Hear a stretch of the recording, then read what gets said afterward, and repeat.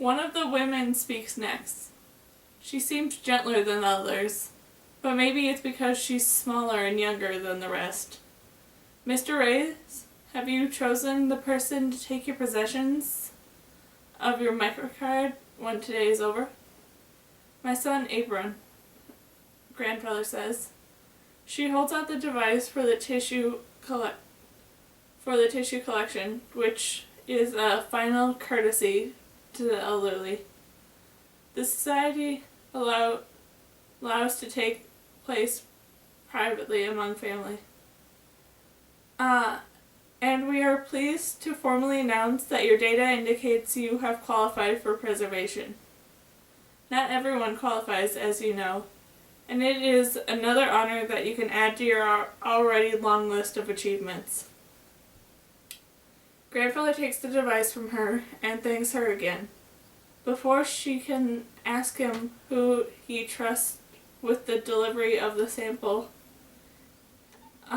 he volunteers the information. My son Abram will take charge of this as well. She nods her head. Simply swab your cheek and put the sample in here, she says, demonstrating. Then seal it up, and you need to bring the sample to the Biological Preservation Department within 24 hours of collection. Otherwise, we cannot guarantee that preservation will be effective. I am glad that grandfather qualified to have a tissue sample frozen.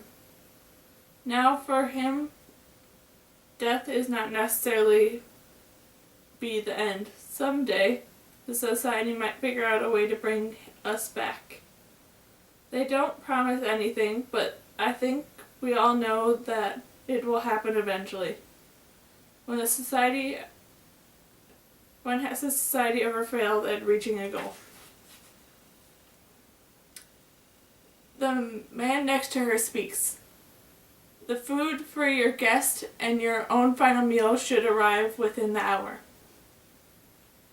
He leans over and hands grandfather a printed menu card. Are there any last-minute modifications you would like to make? Grandfather looks at the card and shakes his head. Everything looks in order. Enjoy your final banquet then, the man says, pocketing the card. Thank you. There is a weary twist to grandfather's mouth as he says this, as though he knows something they don't. As the committee leaves, they all shake grandfather's hand and say, "Congratulations." And I swear that I can read grandfather's mind as he meets their gaze with a sharp eye. Are you congratulating me on my life or on my death? Let's get this over with, grandfather says, as a spark in his eye. Looking at the tissue collection device, we all laugh at his tone. Grandfather swabs his own cheek, puts the sample in a clear glass tube, and seals it shut. Some of the solemnity leaves the room now that the committee has gone. Everything's going very well, grandfather says, handing the tube to my father, and I'm having the perfect death so far. My father winces at expiration. A pain crosses his face. I know he, like me, would prefer that grandfather not use that word, but neither of us would think of correcting grandfather today. The pain in my father's face makes him look younger, almost like a child for a moment. Perhaps he remembers his mother's death. So unusual, so difficult to compare to a final banquet like this. After today, he will be no one's child. Even though I don't want to, I think of the murdered Markingham boy. No celebration, no tissue preservation, no goodbyes, and that hardly ever occurs. I remind myself, the odds of that happening are almost 1,000,000 to 1. We have some gifts for you, Bram says to grandfather. Can we give them to you now? Bram, father says, reproachfully. Perhaps he wants to get the microcard ready for viewing. He has guests on the way. I do want to do that, Grandfather says. I'm looking forward to seeing my life pass before my eyes, and I'm looking forward to the food. What did you choose? Bram asked eagerly. The selection for Grandfather and his guests are the same. But it is an actual law that we must eat the food from the trays, and he must eat the food from his plate. We are not allowed to share. All desserts, Grandfather says with a grin. Cake, pudding, cookies, something else. But let me see your gift before we do any of that, Bram. Bram beams. Close your eyes. Grandfather obeys, holds out his hand. Bram places a rock gently in Grandfather's palm.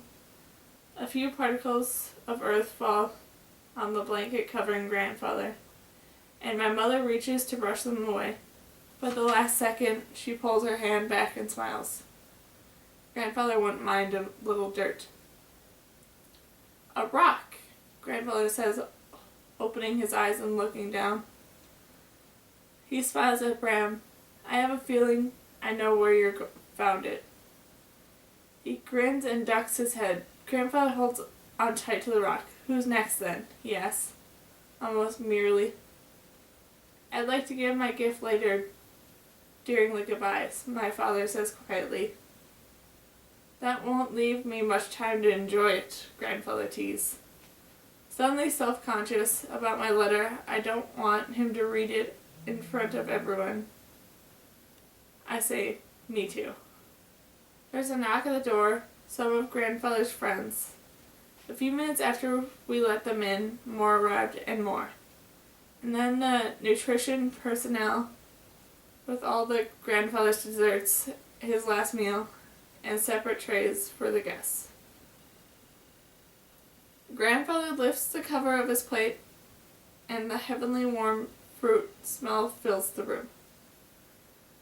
I thought you might like some pie, Grandfather says, looking at me. He saw me the other day, and I smiled at him. At a signal, I lift the covers from the guest tray, and we all gather around to eat. I serve everyone else first, and then I pick up my own piece of pie. Flaky, warm, fruit-filled, and I lift a forkful of the pastry into my mouth. I wonder if death will always taste this good. After all the guests have put down their forks, I sigh in satisfaction. They talk with Grandfather, who leans back on a pile of thick white pillows. Bram eats on, stuffing himself with bites of everything. Grandfather smiles at him from across the room, amused. It's so good, Bram says, around a mouthful of pie. And Grandfather laughs outright. The sound so warm and familiar. I smile too and put my hands down. I was about to touch Bram's arm and tell him to be quiet, quit feasting. But my grandfather doesn't mind. Why should I? My father doesn't eat anything. He puts the piece of pie on a round white plate and then holds it in his hands. Juice seeping out onto the china without him noticing. A little drop of it falls on the floor, and when he stands up to say goodbye to Grandfather's guests after the viewing of the microcard, "Thank you for coming," Papa says. My mother bends down behind him and dabs the drop with her napkin. Someone else will move in after Grandfather leaves, and they don't want to see signs of another person's banquet. And that's not what my mother did. I realized she wanted to spare my father any worry, any teeny bit at all. She takes a plate from my father. The door shuts behind the last guest. Family time now, she says. My grandfather nods. Thank goodness, he says. I have things to say to each of you. So far, except for that one moment when he talked about what might come next, Grandfather has been behaving as usual. I heard that some of the elderly have surprised everyone at the end by choosing not to die with dignity. Then I cry and get upset and go crazy. All it takes is making their family sad. There's nothing they can do about it. That's the way things are. By some unspoken agreement, my mother and Bram and I go into the kitchen and let my father speak to grandfather first.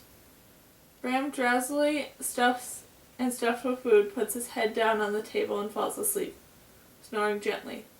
My mother smooths his curly brown hair in her hands. I imagine that Bram dreams of more desserts. A plate heaped with them. My eyes feel heavy too, but I don't want to miss any part of grandfather's last day. After my father, Bram has his turn, and then my mother goes in to speak with grandfather. The gift she had for him is a leaf from his favorite tree in the atrium. She picked it yesterday, so the edges have curled and become brown, but there is still green in the middle. She told me while we waited and Bram slept. Grandfather asked if he could have his final celebration at the atrium out in the blue sky air. Of course, his request was denied. My turn at last. As I go into the room, I notice that the windows are open. It is not a cold afternoon. The breeze feels urgent and hot as it blows through the apartment. Soon, though, it will be night and things will be cooler. I want to feel the air moving, Grandfather says to me. I sit in the chair next to his bed. I hand him the gift. He thanks me and reads through it. These are lovely words, Grandfather says. Fine statements. I should feel pleased, but I can tell there is something more coming. But none of these words are your own, Cassia, Grandfather says gently. Tears sting my eyes, and I look down at my hands. My hands. That's like almost everyone else in the society cannot write. That merely know the word to use words for others. Words that have disappointment. My grandfather. I wish I had brought a rock like Bram, or nothing at all. Even coming here empty-handed would be better than disappointing grandfather. You have words of your own, Cassia, Grandfather says to me. I've heard some of them. They are beautiful. And you have already given me a gift of visiting so often. I still love this letter because it is from you. I don't want to hurt your feelings. I want you to trust your own words. Do you understand? I look up and meet his eyes and nod, because I know that's what he'll want me to do. And I give him the gift, and I give the gift to him even if my letter is still a failure. And then I keep thinking something else. Since the day of the air train, I kept the cottonwood seed in my pocket of my plain clothes. I pull it out and give it to him. Ah, he says, lifting it up and to look more closely. Thank you, my dear. Look. It's tailing clouds of glory. Now I wonder if Grandfather is starting to slip away already. I don't know what he means. I glance at the door, wondering if I should get one of my parents. I'm an old hypocrite, too, he says, his eyes mischievous again. I told you to use your own words, and now I'm going to ask you for someone else's. Let me see your compact. Surprised, I hold it out to him. He takes it and taps it sharply against his palm. Twists something, and the base of the compact opens up, and I gasp in shock as the paper falls out. I can see right away that it is old, heavy, thick with creamery, not slick and white like the curls of paper that come out of the ports or the scribes. Grandfather unfolds the paper carefully, gently. I try not to look too closely in case he does not want me to see it, but with a glance I can tell the words are old too. The type is not one we use anymore. The letters are small and black and crammed together. His fingers tremble, whether it was from the end of his life drawn close or because of what he holds in his hand. I do not know. I want to help him, but I can't tell that this is something he must do himself. It doesn't take long for him to read the paper. When he finished, he closed his eyes, emotion crossed his face, and I cannot read something deep. He opens his bright, beautiful eyes and looks straight at me while he folds the paper back up. Cassia, this is for you. It's even more precious than the compact. But it's so... I stop before I can say another word. Dangerous? There is no time. I hear my father and my mother and brother speaking in the hall. Grandfather looks at me with love in his eyes and holds the paper out to me. A challenge, an offering, a gift. After a moment, I reach for it.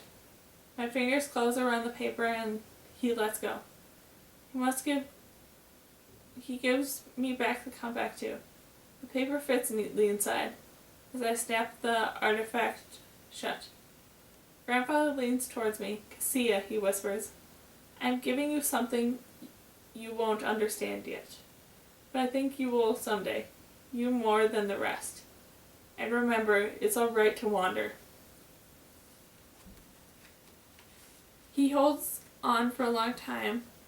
It is an hour before midnight in the deep blue night, and Grandfather looks at us and says the best words of all with which to end a life. I love you. I love you. I love you. I love you. We all say it back to him. Each of us means it, and he smiles. And he leans back on the pillow closest and closes his eyes. Everything inside him has worked perfectly. He has lived a good life. It is the end. It ends as it is supposed to end. At exactly the right time, I'm holding his hand when he dies.